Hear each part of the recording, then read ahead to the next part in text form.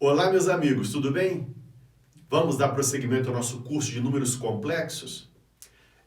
Nos vídeos anteriores, nós falamos para vocês de um aspecto mais algébrico dos números complexos, né? Nós mostramos para vocês fazer operações, apresentamos os números complexos para vocês. Hoje, nós vamos trabalhar com dois tópicos, com a forma trigonométrica e a forma exponencial. E depois eu vou apresentar para você algumas aplicações muito interessantes que essas formas vão nos auxiliar, tá ok? Então nós vamos fazer essa conversão no formato do meu número complexo, na forma como ele se apresenta, mas porque nós vamos ter algumas aplicações bem práticas, né, e importantes com a utilização desse novo formato que ele irá se apresentar. Bom, meus amigos, nós vamos primeiro começar então com a forma trigonométrica ou polar. Obviamente que você já tem aí o material em cima, né, que eu deixei anexo o material para vocês, falando dessa forma. Mas eu vou apresentar aqui para vocês de forma resumida, né, os aspectos mais importantes de cada uma dessas formas, para nós recordarmos muita coisa. Porque os números complexos têm uma forte ligação com a trigonometria. Então nós vamos ter que lembrar alguns aspectos aí da trigonometria, tá ok? Bom, tá aqui, por exemplo, um número complexo, né, na sua forma algébrica, né, z igual a mais bi, que é a parte real e aqui a parte imaginária, né? E nós vamos representar esse número complexo num plano chamado plano de Argand-Gauss. Meus amigos, porque é o seguinte, nós temos aí o eixo real, que nós representamos os números, né, os números reais.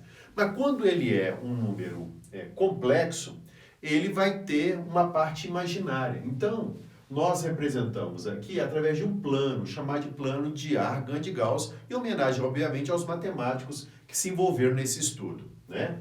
Então, eu vou pegar, por exemplo, o número z igual a mais bi, e eu pego a parte real dele, o a aqui, ó, e eu represento no eixo real. E eu vou criar um eixo imaginário aqui. No caso, o B é a parte imaginária e eu vou representar o B. Eu estou imaginando que A e B são valores positivos, depois vai funcionar a mesma coisa para os outros quadrantes, mas para ficar mais simples o entendimento. Então vão surgir dois elementos novos aqui. Aqui está o meu ponto, né? Esse ponto vai representar o meu número complexo, né? Nós falamos de afixos, né? São os afixos. Então esse afixo aqui, ele tem uma parte real e a parte imaginária. A distância do meu afixo à origem é chamado de módulo, né? O módulo de z, nós chamamos comumente por ρ. É o ρ, é uma letra grega, né? O ρ, que é o módulo de z. Então, o módulo de z é o ρ, tá? Muito bem, e esse ângulo que surge partindo do eixo real até encontrar o meu módulo, nós chamamos ele de argumento, né? É o argumento. Então, nós temos aqui o θ, que vai ser o meu argumento do meu número complexo. Bom, meus amigos, então vamos lá. Vamos tirar os elementos para nós termos a forma trigonométrica. Essa é a forma trigonométrica. Z é igual a ρ cosseno θ mais I seno θ. Ou, de forma abreviada, Z igual a ρ cis, né? C-I-S, cis de θ. É uma forma abreviada. Às vezes você vai fazer um exercício, ficar escrevendo o tempo todo cosseno mais I seno, né? Você coloca cis e coloca o argumento. Bom, quem é esse módulo de Z ou ρ? Ele é a raiz quadrada de A ao quadrado mais B ao quadrado. Obviamente, isso aqui é um teorema de Pitágoras, que você aplica aqui, isso aqui vale B, isso aqui vale A, né? O ρ aplica o Pitágoras. Então, o ρ é igual a raiz quadrada de A ao quadrado mais B ao quadrado. E nós vamos tirar as relações básicas aí da trigonometria, né? Então, o cosseno de θ, né? O cosseno do meu argumento vai ser o cateto adjacente sobre a hipotenusa, A sobre ρ. O seno vai ser B sobre ρ. E a tangente de θ vai ser cateto oposto sobre adjacente, B sobre A. B sobre A. Ok? Então, nós temos aqui esses elementos todos aqui. Então, muito bem, tranquilo, não tem nenhuma coisa muito complexa aqui, é bem tranquilo. E nós vamos ter a forma exponencial. A forma exponencial, nós vamos depender da fórmula de Euler, né? Mais uma vez, a fórmula de Euler.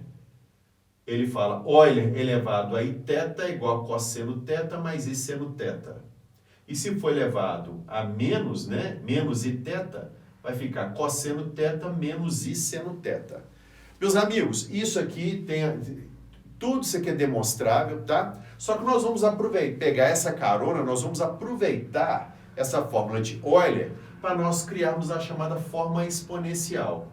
Como cosseno θ mais i seno θ é Euler elevado a iθ, né? Segundo Euler, então Euler elevado a iθ é cosseno θ mais i seno θ. Como nós temos cosseno θ mais i seno θ igual a Euler elevado a iθ, z vai ficar igual a ρ vezes Euler elevado a iθ. Né? Ele fez uma substituição aqui. Ok? Essa é a chamada forma exponencial. Meus amigos, é muito bonito, né? Isso aqui é de uma beleza, é uma coisa fora do comum. Né? Quando você começa a ver os números complexos, quando você começa a entrar nos números complexos, né? Ainda mais nessa parte da forma trigonométrica ou polar, é muito bonito. Essa parte aqui nós vamos utilizar, inclusive isso aqui vai nos auxiliar em equações diferenciais, muito. Essa fórmula de Euler aqui. Né? Lá na frente, quando nós falamos de números de equações diferenciais, eu vou ter que recorrer a essa fórmula de Euler. Né? Aí você fala assim, tá ligado àquele conteúdo que nós vimos lá em tópicos, entendeu? Então isso aqui é muito interessante. Bom, muito bem. Meus amigos, nós vamos fazer então agora o primeiro exercício aí. Ele pede nessa questão de número 1 aí, vamos nos localizar aí. Questão de número 1 está assim, ó. Escreva na forma trigonométrica os complexos. Deu uma letra A e letra B. Letra A, raiz de 3 mais 1. Meus amigos, raiz de 3 mais 1. Parte real é o A, raiz de 3. Parte imaginária é o coeficiente de I, no caso, 1. Ambos positivos. Vou representá-los. Você pode fazer utilizando o seno e cosseno, ou você utilizando a tangente. Nós comumente utilizamos muito seno e cosseno, tá? Mas eu já vi em alguns lugares, né, utilizando a tangente. É muito comum.